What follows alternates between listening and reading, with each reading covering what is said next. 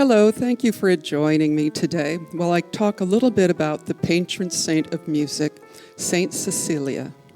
Here she is in a little statue. As you can see, she's holding a musical instrument. It's actually a miniature pipe organ called a porta. Now, when Saint Cecilia was alive, that instrument did not exist. In fact, most of the representations we have of Saint Cecilia are from the Renaissance. She was a very popular saint in the Renaissance, which of course was the revival of art and music. She's often depicted holding a miniature organ, holding a violin, a guitar, a lute, a harp, and sometimes she's shown playing a piano even, which of course those things did not exist. There were no keyboard instruments. There were viols, which are kind of like a violin. There were lyres, which are kind of like harps. But we actually have no proof that Cecilia even played an instrument. Her official name is Santa Cecilia de Roma, and she was indeed born in the year 200 approximately in the city of Rome in Italy.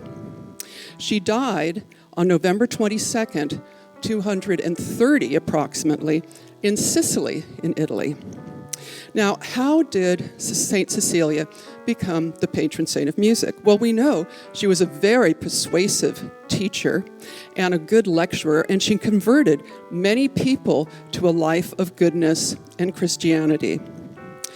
We also know that her parents were very important people in Rome, and they were pagan. When Cecilia was very young, she did indeed convert to Christianity and made a secret vow to remain a virgin her whole life. She pledged her virginity to God. Now, her parents did not know about this, so when she was a young woman, they pledged her in marriage to a very wealthy young pagan man named Valerian. During the marriage ceremony, Cecilia wore under her robes sackcloth to prove to God that she would honor her vows to him. Also, during the entire marriage ceremony and feast, Cecilia kept apart from the rest of the group and sang unto the Lord. After the feast, she was taken to Valerian's house. Well, Valerian, of course, shows up later expecting to consummate the marriage. He comes into the bedchamber and sees Cecilia sitting there, and he says, "Hi, I'm here. We're going to consummate the marriage now." And she says, "No, we can't do that. I have pledged myself to be a virgin my entire life." And now Valerian says something like, "Well, find time to tell me. You couldn't say that before we got married." And she says, "Well, if you try anything, if you try to violate me sexually, my guardian angel will smite you." Valerian then looks around and says, "Where is this angel?" And she says, "Right here behind me." He says, "I don't see any angel." So now he's thinking, great, she's also nuts. She says, "You can't see him unless you go get baptized." So now, we don't really know why Valerian decided to go get baptized. Maybe it was just to humor her. Maybe he thought, if I come back and there's, when I've done this, we can consummate the marriage. Or if I come back and there's no angel, I can say she's crazy and I get to keep all of her possessions because we're married. Who knows? But he follows her directions. He goes 3 leagues down the river Appia and is baptized by Pope Urban. Now he comes back, goes up to the bedchamber, opens the door, and there, standing behind Cecilia, is a huge angel. In one hand, the angel has multitude of flowers. In the other hand, a big sword, the better to smite Valerian with. Valerian drops on his knees in front of Cecilia. He's in awe of the angel, and he pledges to her that he will honor her vow. And more than that, he now believes he truly is a good Christian, and he will help her in her ministry. So they go off and they begin preaching together. Now, at this time in Rome, it was actually against the law to be a Christian. So you didn't stay in one place very long. You moved your ministry around and you preached. Now, word gets to Valerian's family that he has converted and that he's doing this. And so they send their other son, Tiberius, to talk to him. Tiberius comes across them preaching. And he comes up to Valerian and says, "Hey, what's going on, brother? You're not supposed to be a Christian. We're pagans." And then Valerian explains about the angel. So we have the same thing. I don't see any angel. Well, you can't see the angel unless you become baptized. So Valerian takes him to Pope Urban, who baptizes him. So Tiberius comes back thinking, yeah, right, I'm sure we're going to see an angel. Well, there's the angel.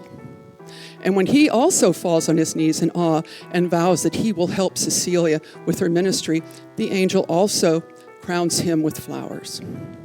Now, Valerian thinks, well, Cecilia is such a great preacher, and she sings so beautifully. She doesn't really need our help, but we could do something very special.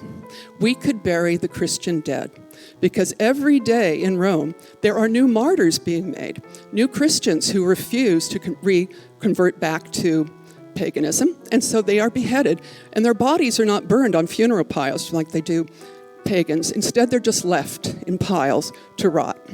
So that is what Tiberius and Valerian decide to do. They're going to bury the Christian dead. And along the way, they meet a Roman soldier named Maximus. And they convert Maximus also to Christianity. Now, the three of them are doing this for some time when it comes to the attention of the authorities, and the three of them are arrested, and they are put on trial. A trial for a Christian was very simple then. You went into the building where the judges were. There was an altar. There was an animal. You were handed a sword and told to sacrifice the animal to the Roman god, proving thus that you were a loyal Roman. Well, they couldn't do it. None of the three. So they are all taken out and executed. They are beheaded. Now, this word gets to Cecilia, that her husband and his brother and this other person are dead. But she continues on with her ministry, converting 400 people, all baptized by Pope. Can't think of his name. What was his name? Urban, thank you. Little mind problem there. So Pope Urban knows that she has baptized 400 people. She gets to Sicily. It's around the year 230, and it's in November. And she's arrested. And she's put on trial also. And of course, she refuses to sacrifice the animal. Now, because she has been, shall we say, a thorn in the side, the decision is made by the Roman judges that she will not just be beheaded. They have to make a more spectacular death for her. So they put her in a Roman bath. They seal it so no air can get in, and they heat up the fires underneath the bath till the water is boiling, and they leave her there for 24 hours. When they open the door, they expect to find her boiled to death, steamed to death, whatever, but dead. Instead, she walks out and she looks fine. Now the judges decide, okay, well, we tried. Let's just cut her head off. So they have her kneel and she begins to sing. One chop of the sword, blood everywhere, she's still singing. 2 chops, more blood, she's still singing. 3 chops, she's still singing. They let her fall to the ground. They say, fine, leave her. She will bleed to death. For 3 days, she continues to preach and sing. Pope Urban is with her when she dies. Before she dies, she says to him, take Valerian, my house in Rome, and make it into a church. He agrees to do it. So she dies on November 22nd, which becomes her feast day. Pope Urban has her body moved to a catacomb near Rome, and he begins constructing her house, or her church. By the time it's finished, there's a new pope. This is Pope Pascal. And he has Cecilia buried under the altar. Now, Valerian is also buried somewhere in that church, but we don't know exactly where. And we don't know what happened to his brother Tiberius or to the Roman soldier Maximus. History doesn't say, but we know Valerian was buried in the same church as Cecilia. Now, in 1599, during the Renaissance, a renovation of the church starts. And we have a bunch of bishops there for when they decide to unearth St. Cecilia. There are a bunch of them there so they can attest to what her body looks like and also keep people from taking souvenirs, because there's a big thing going on about selling bones of saints. When they take off the top of the altar and they see St. Cecilia, she is there just as if she's sleeping. They declare that her body is incorrupt, and she becomes the first incorrupt saint. So, her feast day, which is November 22nd, has been celebrated since the 4th century. She was a persuasive teacher, and she sang in her heart to the Lord. And that is why Saint Cecilia is the patron saint of music. Oh, and by the way, if you go to Rome, the Basilica de Santa Cecilia in Trastevere is there, and there's a beautiful effigy of her in marble under the altar. You can see it. She is not laying on her back with her hands folded, smiling. She's laying as if she fell forward after being struck with a sword, and she is very beautiful. You can see this online, and be aware, she and Valerian are buried together in the crypt there. So if you go there, you can go down to the crypt. So thank you very much, and I hope you've enjoyed hearing about Saint Cecilia, the patron saint of music.